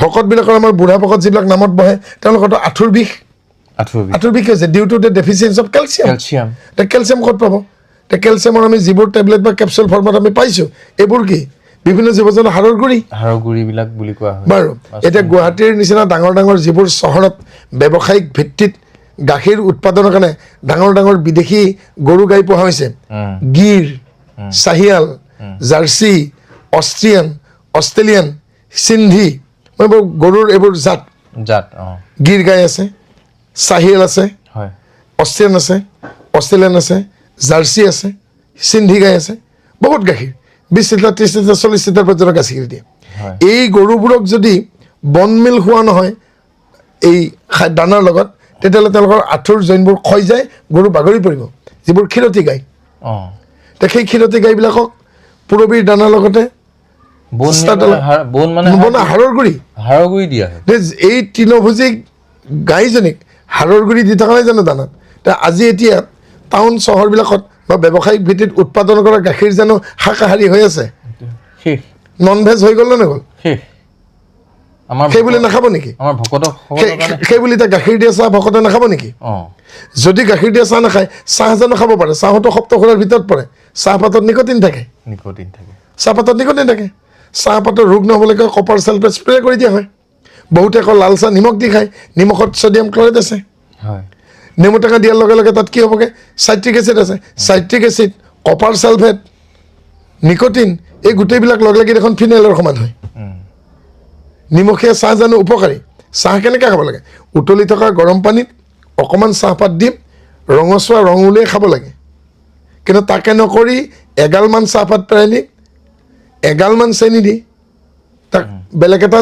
দ্ৰব্যত পৰিণত কৰা হয় হয় হয় আৰু ই জানো সহায় কৰিব আমাক সহায় নকৰে নহয় গতিকে আমি সিমান যদি বাজিবলৈ আমি চাহো খাব নোৱাৰোঁ গাখীৰো খাব নোৱাৰিম তুলসীৰ ৰসো দেখোন আমি খাব নোৱাৰিমগৈ যদি লেই চাই কৰে গতিকে মানে ঔষধি গুণ হিচাপে আমি ধৰি লওক কিন্তু বন্তি চাকি গছ যে জ্বলাইছো যিডাল তুলসী গছ এজন ভকতৰ ঘৰত থকাৰ কাৰণে এঘৰ মানুহৰ ঘৰত থকাৰ কাৰণে মানুহ ঘৰক যদি আমি লেই চাই কৰোঁ তে সেই তুলসীডাল থকাৰ কাৰণে যদি মানুহ ঘৰক বেয়া পাওঁ তে সেই তুলসীৰ ৰস আকৌ কিয় খাওঁ অঁ সেইফালৰ পৰা চালে হয় বন্তি চাকি লগোৱা কথাটো মানে বন্তি চাকি এগছেই হয় তুলসীডালক ঘূৰতে বন্তি দিবলৈ কোৱা নাই নহয় অঁ কিয় আমাৰ দেখোন বহুত নামঘৰত জয় বীজৰ ভৰিটো দুৰ্গত চাকি জ্বলাই থৈ দিয়ে অঁ বহুত নামঘৰত সত্ৰ নামঘৰত জয় বীজৰ এই 7 দিনীয়া ভাগৱত মানে জয় বীজৰ দুৱাৰমুখতো চাকি দুগছ দি থৈ দিয়ে হয় নিদিয়ে জানো দেখা পোৱা গৈছে হয়নে দীপাৱলীৰ কথাটো মই নকওঁৱেই হয় চাকিটো দিব লাগিছিল এগছহে এগছ যদি নামঘৰত চাকি এগছেই লাগে তেতিয়াহ'লে আকৌ জয় বীজৰ ভৰিৰ তলত আকৌ কিয় দিলে আকৌ বেলেগে দুগছ চাকি তেতিয়াহ'লে আমাৰ শুদ্ধ কোনটো এগছেই দিয়ক বন্তি সেয়া ভগৱন্তৰ চৰণত কাৰণ সেয়া ভক্তি প্ৰদীপ ভক্তি প্ৰদীপ যেনেকৈ এই ভক্তি প্ৰদীপৰ পোহৰত অসতো মা সৎগময় তমসো মা জ্যোতিৰ্গময় মৃত্যু মা অমৃতময় এই ভক্তি প্ৰদীপত আশ্ৰয় ল'লে অসত্যৰ পৰা সত্যলৈকে আহিব পাৰি অন্ধকাৰৰ পৰা পোহৰলৈকে আহিব পাৰি মৃত্যুৰ পৰা অমৃতলৈকে আহিব পাৰি গতিকে অসত্যক ঢেকে সত্যক পোহৰ কৰিব লাগিব কিন্তু চাকিৰ তলটো যেনেকৈ চাকিয়ে চাৰিওফালে পোহৰ দিলেও চাকিৰ তলটো অন্ধকাৰ হৈ থাকে আমাৰ মানুহে নিজেই নিজৰ এডামেণ্টেশ্যন অকৰামীৰ কাৰণে কিছুমানে নিজে নিজে সংবিধানিকখন নিজেই নীতি নিয়ম আৰু এইটো নাপায় নহয়। যিবোৰ প্ৰকৃত জ্ঞানী মানুহ, সেই জ্ঞানী মানুহে বেলেগৰ দুখ ধৰি নাথাকি সমাজখন এক কৰিবৰ চেষ্টা কৰে। আৰু যিবোৰ দুৰাচাৰী পাখণ্ড, তেওঁলোকে সৰু সৰু খুঁত ধৰি সমাজখন কেনেকৈ ভাঙিব পাৰি সেইটো চিন্তা কৰি থাকে। গতিকে এতিয়া বৰ দুখ সময়, এই সময়ত সমাজখনক কেনেকৈ ৰাখিব পাৰি ক'বলৈ বেয়া। এতিয়া বহিৰাগত যিবিলাক বিদেশী বনিয়াক মাতি দিছে, এই বিদেশী বনিয়াবোৰে যি ঠাইৰ পৰা আহিছে, মই ঠাইখনৰ নাম নকওঁ, সেই ঠাইত গছ গছনি কম, আৰু সেইকাৰণে সেই ঠাইৰ পৰা অহা মানুহবিলাকে এটা বিশেষ শ্ৰেণীৰ মানুহে গুৱাহাটীতে লওক, লখিমপুৰতে লওক, ধেমাজিতে লওক, ধুবুৰীতে লওক, মাটিখিনি কিনাৰ পাছত সেই মাটিডোখৰত থকা গছ গছনি চব কাটি পেলায়। কিন্তু এটা কাম কৰে, গোটেইকেইডাল গছ কাটিলেও কিন্তু সেই মানুহ ঘৰে টাব এটাত তুলসী কিন্তু ৰুৱে। ডাঙৰ গছ এডালো কাটি থাকিব নিদিয়ে, কাৰণ সেই ডাঙৰ গছকেইডালৰ পাত খৰিলেও তেওঁলোকৰ কাৰণে আৱৰ্জনা, কিন্তু সৰি পৰা তুলসীৰ পাতটোকো তেওঁলোকে খাই পেলাব। অৰ্থাৎ যি মানুহে গছক বেয়া পায়, সেই মানুহেও কিন্তু তুলসীডালক সন্মান জনায়। গতিকে এনেকুৱাকৈ তুলসী বৃক্ষৰ ওপৰত, সতীনাৰী তুলসীৰ ওপৰত বহু কথা আছে, বহু কিংবদন্তি, বহু বিজ্ঞানসন্মত কথা সোমাই আছে। কোনোবাই যদি এই বিষয়ে জানিব বিচাৰে, তেতিয়াহ'লে গীতা গোৰখপুৰ প্ৰেছে ওলোৱা ভাৰতীয় হিন্দু সংস্কৃতি নামৰ কিতাপখন অধ্যয়ন কৰিলেই সকলোখিনি পাব। আৰু ভাৰতবৰ্ষৰ ডাঙৰ ডাঙৰ ৰেল ষ্টেচন প্ৰত্যেকটোতেই গীতা গোৰখপুৰৰ পুস্তকালয় আছে, প্লেটফৰ্মত থাকে। তাৰ পৰা আপোনালোকে এই কিতাপখন হিন্দী ভাষাত আছে, আপোনালোকে সেই কিতাপখন ক্ৰয় কৰি খুব কম মূল্যত, খুব বেছি 50 টকা হ'ব, ভাগৱতখনৰ সমান ডাঙৰ, খুব কম মূল্য। ভাৰতীয় হিন্দু সংস্কৃতি, ইয়াত বৃক্ষ পূজন কি, বৃক্ষক কিয় পূজা কৰিব লাগে, বৃক্ষক কিয় একবৃক্ষ দশপুত্ৰ বুলি কোৱা হৈছে, এই চাব। গতিকে তুলসীডাল দেখিলেই লেইলেই চেই চেই কৰা ভকতে কলপুলিডাল দেখিলে লেইলেই চেই চেই কিয় নকৰে? কাটি অনা কলপুলিডাল যে দুৱাৰমুখত থয়, তেতিয়া তেওঁলোকৰ মাতটো ক'ত যায়? কলগছডাল যে মূঢ়াৰে সৈতে উঘালি আনি ৰুব লাগে, সেই বিষয়েতো জ্ঞান নাই। কিন্তু কাটি অনা কলপুলি দুডাল পদূলি বাটত থৈছে বিয়া দিনাখন, কাটি অনা 4ডাল কলপুলি চোতালত থৈছে, তাততো চকু নাই। গতিকে মানুহক কপালত চকুকেইটা দিলে, পিছফালে নিদিলে। সেইকাৰণে কৌটিল্যই কৈছে, বেলেগৰহে দুখ দেখে, নিজৰ দুখ নেদেখে। যিদিনাখন নিজৰ দুখ দেখি নিজৰ দুখখিনি সংশোধনৰ কাৰণে জীৱনৰ বাকী সময়খিনি ব্যৱহাৰ কৰিব, অৰ্থাৎ কৌটিল্যৰ ভাষাত কৈছোঁ, জীৱনৰ পাৰ হৈ যোৱা সময়খিনিৰ অভিজ্ঞতাখিনি লগালে, একগোট কৰিলে ইউনিভাৰ্চিটিৰ PhD ডিগ্ৰীতকৈ বেছি হ'ব। আৰু তাকে নকৰি পৰচৰ্চাত থাকিলে, পৰক সমালোচনা কৰি থাকিলে জাতি এটা আগুৱাই নাযায়। গতিকে আজি খুব সুন্দৰ,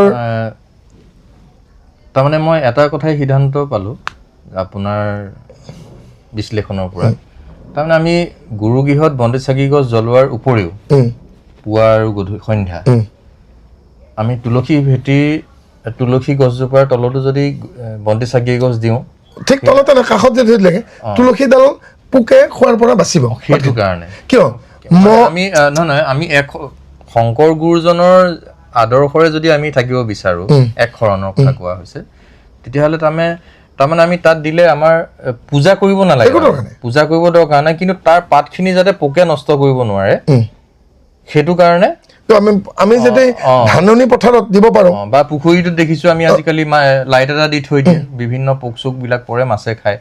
ঠিক তেনেধৰণে ব্যৱহাৰ কৰিলে আমাৰ একো দিগদাৰ নাই। কিন্তু আমি সুগন্ধি ধূপ এনেকে যে আমি যদি নামঘৰত 4ডাল ধূপ দিওঁ গুৰুদেৱ নামঘৰত বুলি, নিদো জানো? কিন্তু যেতিয়া মহে খাই আৰু 2ডাল ধূপ শুৱনি কোঠাত নজ্বলাও নে? আমি নামঘৰত 4ডাল ধূপ দিলো বুলি শুৱনি কোঠাতো 4ডাল ধূপ জ্বলাম নে? কথাটো কৈছো, চাউল 4 মুঠিয়ে দিম, 10জন আলহী আছে 4 মুঠিয়ে চাউল দিম নেকি? বোলে গুৰুদেৱ নামঘৰত 4 বস্তুহে 4 মুঠিয়ে চাউল, তাতকে বেছি দিব নোৱাৰিম, এইটো কেনেকুৱা কথা?